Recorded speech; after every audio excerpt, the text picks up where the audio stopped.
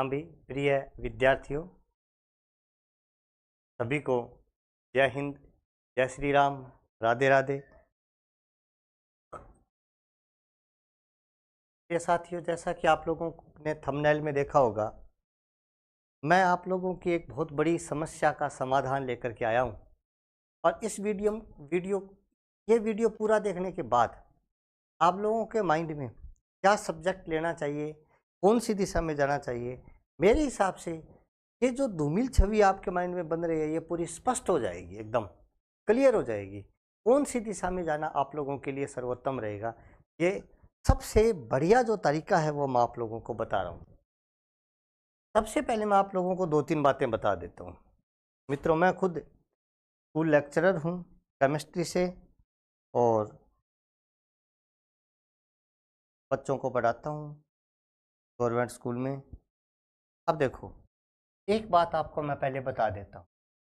आप लोगों के पेपर हो चुके हैं, आप लोग मस्ती के मूड में हैं, आप लोग ये देख रहे हैं 4-5 दिन तो मस्ती करेंगे, फिर देखेंगे क्या करना है। कुछ के माइंड में ये है कि यार पेपर तो हो गए, कितने परसेंटेज आएंगे, चिंतित हो रहे हैं, पता नहीं किस किस प्रकार की कल्पनाएं आपके माइंड में आ रही हैं। मैं आपको कुछ बातें बता देता हूँ। आपके जो पेपर हो गए वर्तमान में, वो हो गए। अब आप लोग उनमें कुछ भी नहीं कर सकते, परिवर्तन नहीं कर सकते ना, इसलिए ज़्यादा टेंशन दिमाग में नहीं लेनी। जैसा पेपर हुआ बढ़िया हुआ। यदि हम लोग असफल भी हो गए, 10वीं के बोर्ड एग्जाम में अनुत्तीर्ण भी हो गए, तो भी माइंड में टेंशन नहीं लेना, क्योंकि जीवन का लक्ष्य केवल 10वीं पास करना या 10वीं में अच्छे अंक लाना नहीं है। 10वीं एक माध्यम है 11वीं क्लास में आने का, या 10वीं एक माध्यम है 10वीं के स्तर पर ITI जैसे किसी डिप्लोमा में एडमिशन लेने का, और कोई माध्यम नहीं है। परसेंटेज का कहीं कोई योगदान नहीं है। मैं जिस स्कूल में कार्यरत हूँ, वहाँ के बच्चे मेरे से कभी नहीं पूछते कि सर आपके 10वीं क्लास में कितने परसेंटेज आए थे, या वो बच्चे मेरे 10वीं क्लास के अंकों के आधार पर मेरा मूल्यांकन कभी भी नहीं करेंगे। इसका मतलब परसेंटेज केवल बताने के लिए ठीक लगते हैं कि मेरे 91% आए हैं, मेरे 92% आए हैं। 10वीं क्लास के परसेंटेज का भविष्य के साथ कोई संबंध नहीं होता। ये आप लोग अपने माइंड में सेट कर लो। कई बच्चे ऐसे भी हैं जो ऐसा सोच रहे हैं कि मेरे इतने परसेंटेज आएंगे तो ये सब्जेक्ट लेऊंगा, इतने परसेंटेज आएंगे तो ऐसा सब्जेक्ट लेऊंगा, यानी सब्जेक्ट का डिवाइडेशन परसेंटेज के आधार पर कर रहे हैं। यदि ऐसा भी वो कर रहे हैं तो वो बच्चा गलत कर रहे हैं। परसेंटेज का सब्जेक्ट के साथ कोई लेना देना नहीं है। एक बच्चे के, मैं आप लोगों को पहले एक एग्जाम्पल देता हूँ और ये लिख देता हूँ। आपका 10th का पेपर हो चुका है, 10th बोर्ड के एग्ज़ाम आप लोग दे चुके हैं। अब आपके कुछ न कुछ परसेंटेज आएंगे। इन परसेंटेज का आपके फ्यूचर के साथ, आपके भविष्य के साथ कोई भी संबंध नहीं होता। आप लोग यहाँ आए हुए परसेंटेज से अपने भविष्य का निर्धारण मत कीजिए, मत कीजिए, मत कीजिए। ये मत सोचिए कि यदि 80% आएंगे तो साइंस लेंगे। और गार्जियंस से भी मैं ये कहना चाहता हूँ कि जो बच्चे आप लोगों के 10वीं में पेपर दे के आए हैं, आप इस वीडियो को देखिए, उसके बाद अपने बच्चे के लिए सब्जेक्ट सोचेंगे। आप अपने बच्चे पर परसेंटेज के लिए किसी भी प्रकार का दबाव ना बनाइए। मैं आपको परसेंटेज से संबंधित एक उदाहरण देता हूँ, के बाद में आपके बहुत अच्छी बात समझ में आ जाएगी। मेरा गांव सरदार शहर तहसील में शिमला है। शिमला गांव, तहसील सरदार शहर, जिला चुरू। नाम अशोक शर्मा। मेरे एक मित्र हैं जिनका नाम है डॉक्टर किशन सिहाग। ध्यान से सुनना इस बात को, ये एक छोटी सी कहानी है।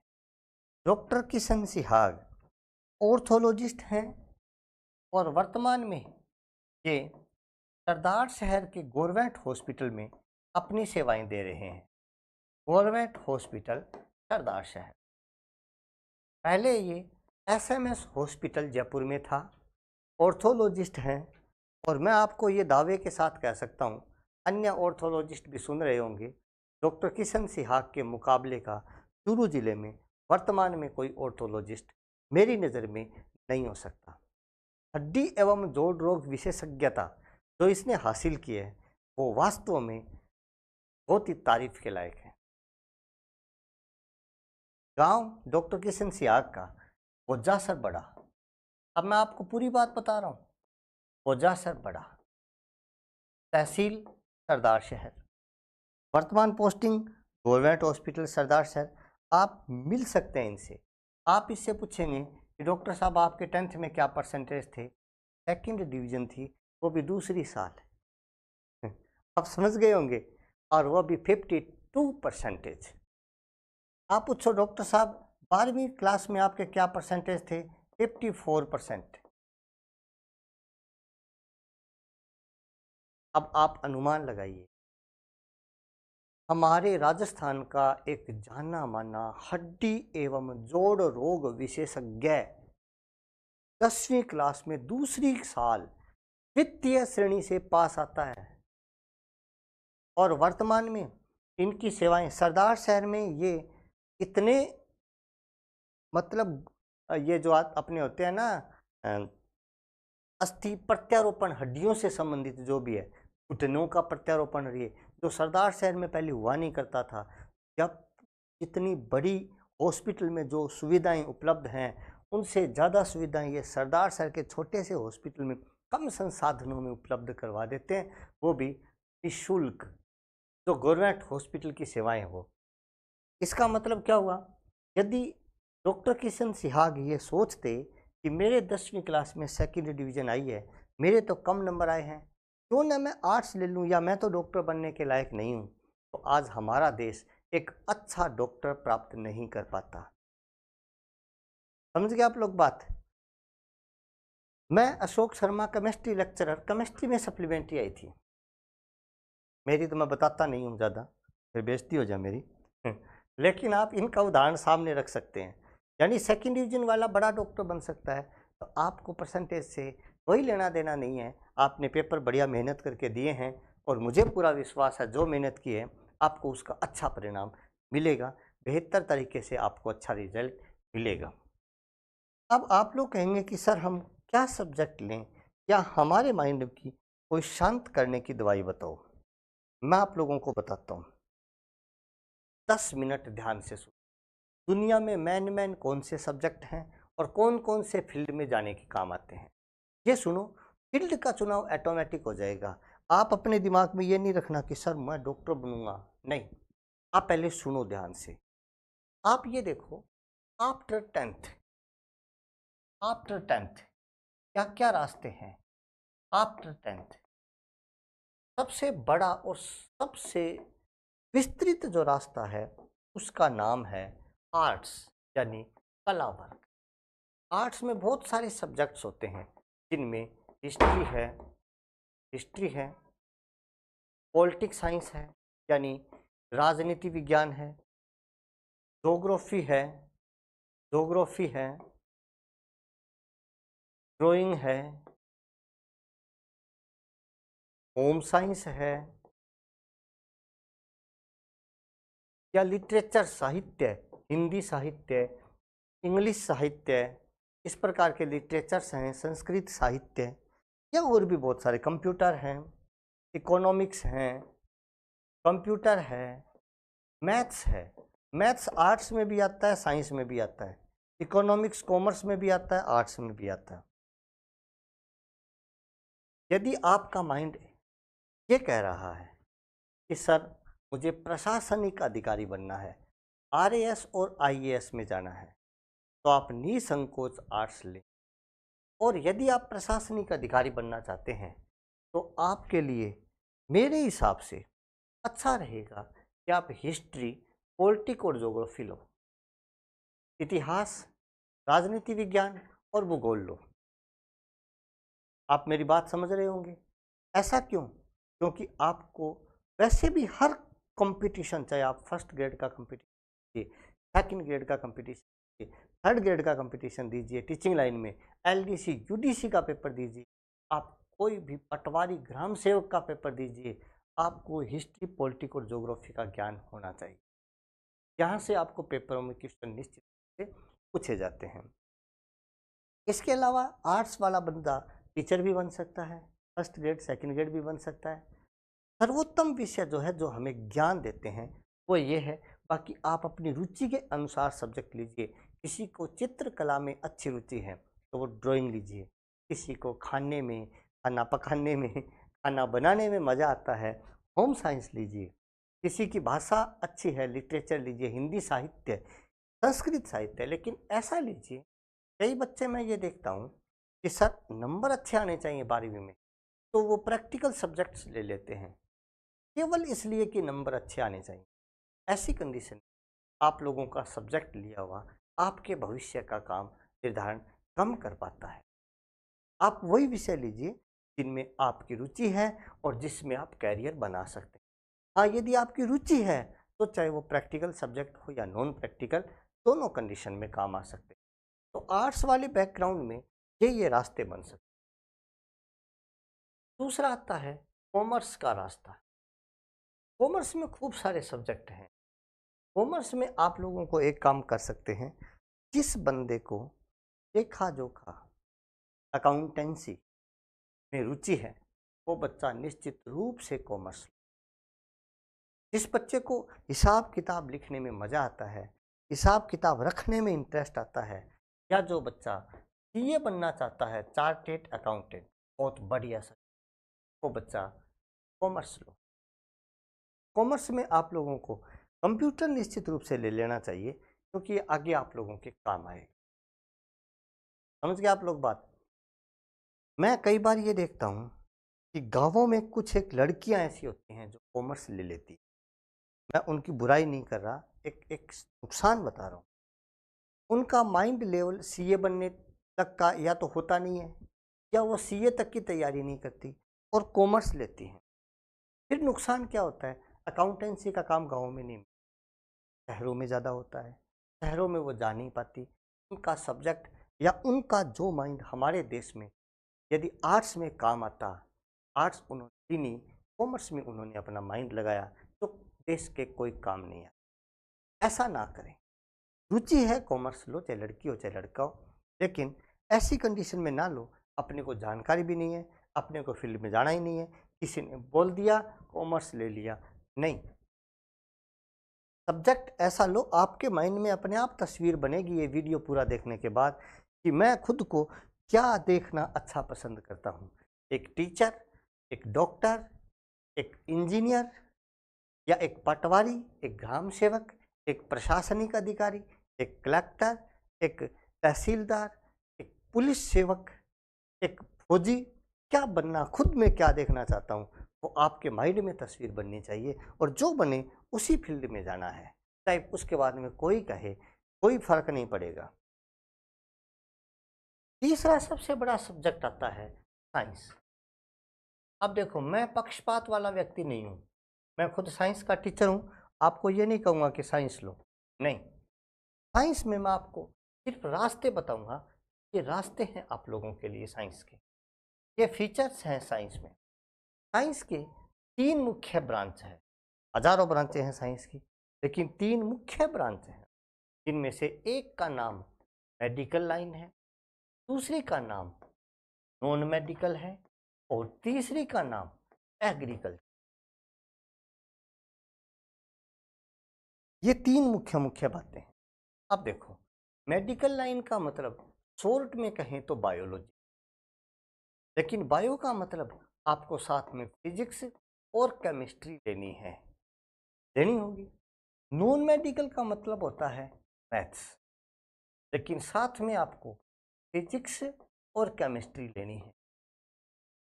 एग्रीकल्चर का मतलब कृषि विज्ञान, एग्रीकल्चर है, लेकिन साथ में आपको बायो या केमिस्ट्री और या मैथ्स और फिजिक्स, आपको इनमें से एग्रीकल्चर तो लेना ही लेना पड़ेगा, बायोलॉजी भी लेनी है, केमिस्ट्री, ज़्यादातर केमिस्ट्री लेते हैं, या आप मैथ्स फिजिक्स भी ले सकते हैं, ये 2 ग्रुप बने हैं, उन 2 ग्रुप में से आप कोई भी सब्जेक्ट ले सकते हैं। मैं आप लोगों को एक एक के बारे में बताता हूँ, चाहे आप मैथ्स लो, चाहे आप बायो लो, चाहे आप एग्रीकल्चर, आपको 2 सब्जेक्ट कंपलसरी हिंदी और कंपलसरी इंग्लिश, ये 2 तो आपको लेने ही लेने पड़ेंगे। कुल 5 सब्जेक्ट लेने होंगे आपको। 3 जिनको ऐच्छिक विषय बोला जाता है, ऑप्शनल सब्जेक्ट, और 2 जिनको कंपलसरी सब्जेक्ट बोला जाता है, हिंदी और इंग्लिश। एक माइंड में रहता है कि सर बायो का मतलब डॉक्टर है। मैं कहता हूँ कतई नहीं है। मेरे पास बायो थी, मैं लेक्चरर हूँ। मेरा एक दोस्त है खिजरा का पतराम देवना, जिसके पास बायो थी, वो एलडीसी है। समझ रहे हैं आप बात? मेरा एक दोस्त थे 2, ओमवीर और सतवीर डूडी, नैनासर गांव के थे, जो एयरफोर्स में है, बायो थी। मेरा दोस्त किशन सियाग बायो में था, डॉक्टर है। समझ रहे हैं आप बात? मेरे एक दोस्त योगेश शर्मा हैं, बायो के थे, फिजिक्स के लेक्चरर हैं। मेरे कहने का क्या मतलब हुआ? सब्जेक्ट बायो है, इसका मतलब केवल डॉक्टर नहीं होता, नहीं होता, नहीं होता। तो क्या होता है? हाँ, यदि आपको डॉक्टर बनना है तो नीट का पेपर देकर के आप बायोलॉजी से, आपको बायो से 12वीं करनी पड़ेगी और आपको पहला ऑप्शन मिलेगा यहाँ पर डॉक्टर। लेकिन आप तो डॉक्टर बनना ही नहीं चाहते और बायो में रुचि है, लेकिन डॉक्टर बनने में नहीं है। या हो सकता है आपका माइंड स्टेटस इतना नहीं है कि आप नीट का पेपर क्वालिफाई कर पाओ, कोई बड़ी बात नहीं है। तो ऐसी कंडीशन में आप के लिए नर्सिंग लाइन ओपन है, नर्सिंग। और नर्सिंग में भी एक कोर्स है एएनएम, जो लड़कियों के लिए बहुत बढ़िया है। इसके अलावा GNM, BSc nursing, MSc nursing, आगे नर्सिंग करते रहते हैं। बहुत अच्छी चीज़ नर्सिंग। नर्सिंग नहीं तो आप लोग फार्मा लाइन में आ सकते हैं। फार्मा लाइन का मतलब आप डी फार्मेसी कर सकते हैं, आप डी फार्मेसी कर सकते हैं। यदि आप डी फार्मेसी करेंगे तो आप मेडिकल खोल सकते हैं। आप यदि डी फार्मेसी करेंगे, बैचलर इन फार्मेसी, तो आप मैन्युफैक्चरिंग इकाई में जा सकते हैं, दवाइयों का निर्माण करने से संबंधित इकाई में जा सकते हैं। इसके अलावा आप यदि इनमें भी नहीं जाना चाहते तो आप लैब टेक्नीशियन का कोर्स कर सकते हैं। लैब टेक्नीशियन को एलटी बोलते हैं, जो खून थूक पेशाब जांच करते हैं ना, हमारा ब्लड टेस्ट लेकर के करते हैं सैंपल। एक्सरे टेक्नीशियन बन सकते हैं, जो एक्सरे खींचते हैं, या सोनोग्राफी टेक्नीशियन बन सकते हैं। इस प्रकार से कई कोर्सेज होते हैं, उन क्षेत्रों में भी आप जा सकते हैं बायो लेकर के। या आप इनमें भी नहीं जाना चाहते तो आप टीचिंग लाइन में भी आ सकते हैं। और टीचिंग लाइन में आप first grade, second grade, third grade, तीनों प्रकार की लाइनों में आ सकते हैं। आप लोग आईएएस आरएएस की तैयारी भी कर सकते हैं साइंस से। आप लोग पटवारी ग्राम सेवक की तैयारी भी कर सकते हैं IN से। समझ गए आप लोग? बेहतर तरीके से समझे हो बायोलॉजी को? ठीक है। मैथ्स, मैथ्स आते ही हमारे दिमाग में आता है सर मैथ्स का मतलब इंजीनियर। तो मैं कहूँगा नहीं, मैथ्स का मतलब पहला ऑप्शन इंजीनियर है। लेकिन इंजीनियरिंग में एक थोड़ी सी वर्तमान में राजस्थान में प्राइवेट कॉलेजेस बहुत ज़्यादा हो गए इंजीनियरिंग के, इसलिए डायरेक्ट जो बीटेक करते हैं हम, बेरोजगारी थोड़ी ज़्यादा है। हाँ, आप आईआईटी से इंजीनियरिंग करते हैं, यानी आप जी एडवांस दे करके से आप मेंस और एडवांस दे करके पेपर में आते हैं और फिर आप क्वालिफाई होकर के आईआईटी से इंजीनियर अच्छे ऑप्शन बन सकते हैं। लेकिन साधारण इंजीनियरिंग कॉलेजों में इतनी ज़्यादा फायदे वाली बात नहीं रही। यदि आपका माइंड मैथ्स लेने का है लेकिन आप इंजीनियरिंग नहीं करना चाहते, तो आपके सामने बहुत ही अच्छे रास्ते खुले हैं। Navy, air force, NDA, national defence academy में आप लोग अधिकारी बन सकते हैं। नेवी एयरफोर्स के लिए आपके पास मैथ्स होना चाहिए, NDA के लिए भी आपके पास मैथ्स होना चाहिए, और ये बहुत ही बढ़िया, बहुत ही गजब के रोजगार हैं। मैथ्स आप लोग यहाँ पर बहुत काम आएगा। इसके अलावा मैथ्स में आप लोग टीचिंग लाइन में आ सकते हैं, जो बहुत अच्छी लाइन है। टीचिंग लाइन तो सभी में है, टीचर बन सकते हैं। हालांकि होने को यहाँ से भी आप आईएएस आरएएस बन सकते हैं। आईएएस आरएएस के लिए हर एक बैचलर डिग्री जो है, बीए, बीएससी, बीकॉम, बीटेक, सारे आईएएस आरएएस का पेपर दे सकते हैं। मैं मैन रास्ते बता रहा हूँ। आगे आता है भाई साहब एग्रीकल्चर, कृषि विज्ञान। मैं आपको बता देता हूँ पहली बात, यदि कोई भी लड़की, चाहे वो जनरल की है, चाहे वो एससी की है, चाहे वो एसटी की है, चाहे वो किसी भी कैटेगरी की है, यदि कोई लड़की एग्रीकल्चर सब्जेक्ट लेती है तो उसे 15,000 रुपये साल के स्कॉलरशिप मिलती है। 15,000 रुपये सालाना उसको स्कॉलरशिप मिलती है लड़की को, लड़के को नहीं। छोरा राज्य ना हो जाइयो छे, छोरा को नहीं मिलेगा, छोरिया ने 15,000 रुपया स्कॉलरशिप।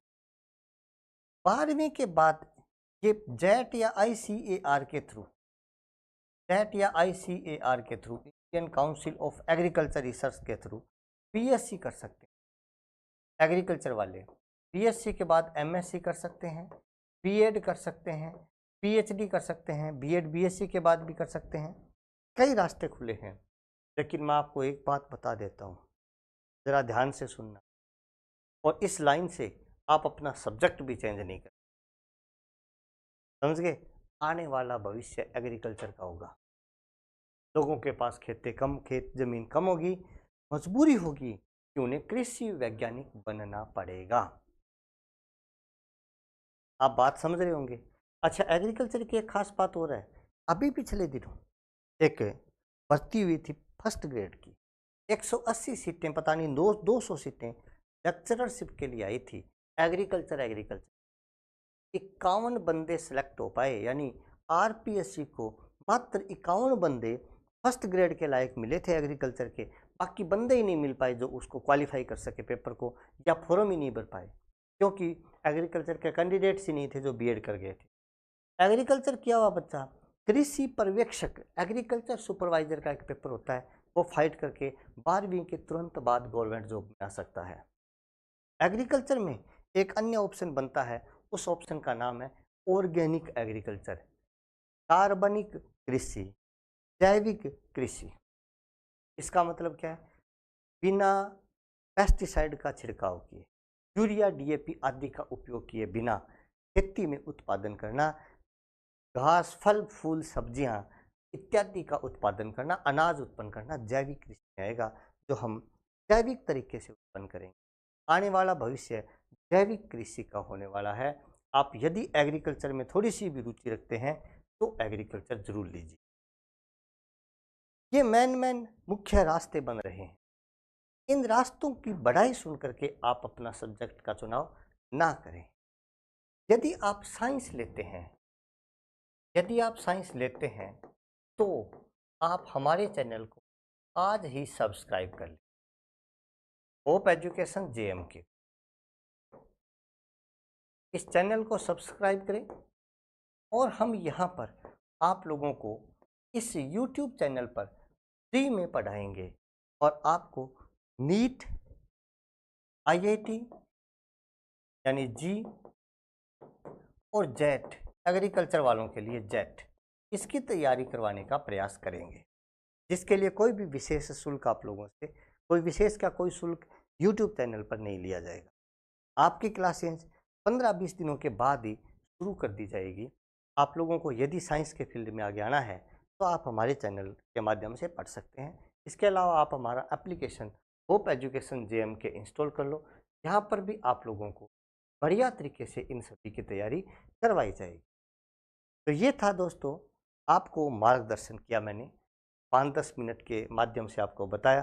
परसेंटेज के बारे में नहीं सोचना, आपका 10वीं का रिजल्ट कब आ जाएगा इसकी सूचना भी आपको मैं 10 दिन के बाद में दे दूंगा। तब तक के लिए आप हमसे जुड़ते रहिए, हमारे चैनल से जुड़ते रहिए। सभी विद्यार्थियों को आने वाले रिजल्ट की शुभकामनाएं। धन्यवाद। जय हिंद, जय श्री राम।